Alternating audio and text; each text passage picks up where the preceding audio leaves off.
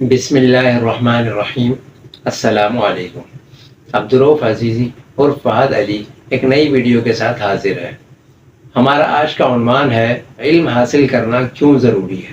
تو آئیے اپنے عنوان کی طرف بڑھتے ہیں۔ اللہ تعالیٰ نے انسانوں کے لیے دو چیزیں ایسی پیدا فرمائی ہیں جو باقی مخلوقات سے انسانوں کو ممتاز کر دیتی ہیں، باقی مخلوقات پر انسانوں کو فضیلت دے دیتی ہیں۔ نمبر 1 عقل اور نمبر 2 علم۔ عقل وہ چیز ہے جس کی وجہ سے انسان تمام ایسی چیزوں سے افضل ہو جاتا ہے جن کے پاس عقل نہیں ہے، اور علم وہ چیز ہے جس کی وجہ سے انسان فرشتوں سے بھی افضل ہو جاتا ہے، جیسا کہ اللہ تعالیٰ نے قرآن پاک میں ارشاد فرمایا، سورہ بقرہ پارہ 1 آیات 30 تا 33۔ وَإِذْ قَالَ رَبُّكَ لِلْمَلَائِكَةِ إِنِّي جَاعِلٌ فِي الْأَرْضِ خَلِيفَةً قَالُوا أَتَجْعَلُ فِيهَا مَن يُفْسِدُ فِيهَا وَيَسْفِكُ الدِّمَاءَ وَنَحْنُ نُسَبِّحُ بِحَمْدِكَ وَنُقَدِّسُ لَكَ قَالَ إِنِّي أَعْلَمُ مَا لَا تَعْلَمُونَ وَعَلَّمَ آدَمَ الْأَسْمَاءَ كُلَّهَا ثم عرضهم على الملائكة فقال أنبئوني بأسماء هؤلاء إن كنتم صادقين قالوا سبحانك لا علم لنا إلا ما علمتنا إنك أنت العليم الحكيم قال يا آدم أنبئهم بأسمائهم فلما أنبأهم بأسمائهم قال ألم أقل لكم إني أعلم غيب السماوات والأرض وأعلم ما تبدون وما كنتم تكتمون۔ یعنی کہ اللہ تعالیٰ نے فرشتوں کو جمع کر کے انسان کی تخلیق کے بارے میں بتانا چاہا۔ چنانچہ اللہ تعالیٰ نے فرشتوں سے کہا، میں زمین میں اپنا خلیفہ بنانے جا رہا ہوں۔ تو فرشتوں نے فرمایا کہ کیا آپ ایسی چیز پیدا کرنا چاہ رہے ہیں، ایسی ہستی کو پیدا کر رہے ہیں جو زمین میں جھگڑا کرے گا، خون خرابہ کرے گا؟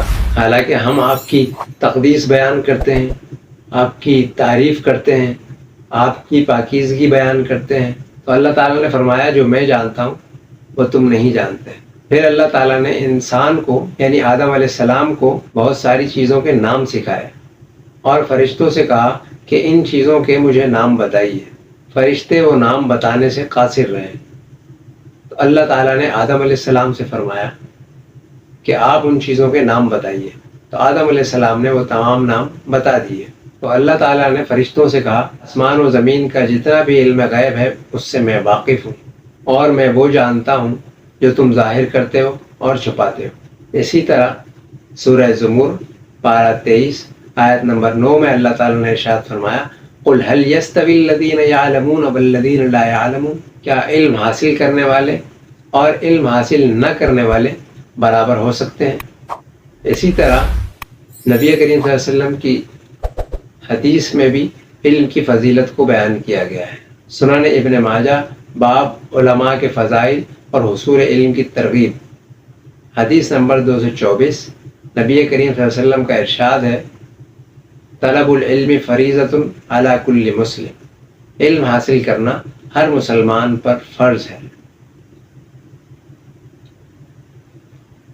تو ان تمام قرآنی آیات اور حدیث سے علم حاصل کرنے والے کی فضیلت کا پتہ چلتا ہے۔ جس طرح اللہ تعالیٰ نے انسان کو عقل عطا کر کے تمام ایسی چیزوں سے افضل کر دیا، تمام ایسی چیزوں پر فوقیت دے دی جو عقل نہیں رکھتی، جو غیر ذوی العقول کہلاتی ہیں۔ اسی طرح انسان علم حاصل کر کے فرشتوں پر بھی فضیلت حاصل کر لیتا ہے، جیسا کہ اللہ تعالیٰ نے آدم علیہ السلام کو فرشتوں کے سامنے پیش کیا تو وہاں پر کس چیز کے اعتبار سے آدم علیہ السلام کو فضیلت بخشی گئی؟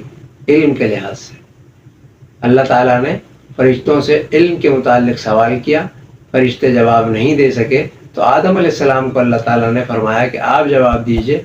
آدم علیہ السلام کو اللہ تعالیٰ وہ علم عطا کر چکے تھے، چنانچہ آدم علیہ السلام نے جواب دیا، اور فرشتوں کو یہ اعتراف کرنا پڑا کہ واقعی جو کچھ اللہ تعالیٰ جانتے ہیں، جو کچھ اللہ تعالیٰ کرتے ہیں وہی بہتر ہے، وہی صحیح ہے، ہمیں کچھ علم نہیں ہے۔ تو اس طرح انسان فرشتوں سے بھی افضل ہو جاتا ہے، اسی لیے علم حاصل کرنا ضروری ہے۔ امید ہے آپ لوگ میری بات اچھی طرح سمجھ گئے ہوں گے۔ اب تک کے لیے اتنا ہی۔ اپنا خیال رکھیے، خوش رہیے۔ ویڈیو پسند آئے تو حوصلہ افزائی ضرور فرمائیے۔ السلام علیکم۔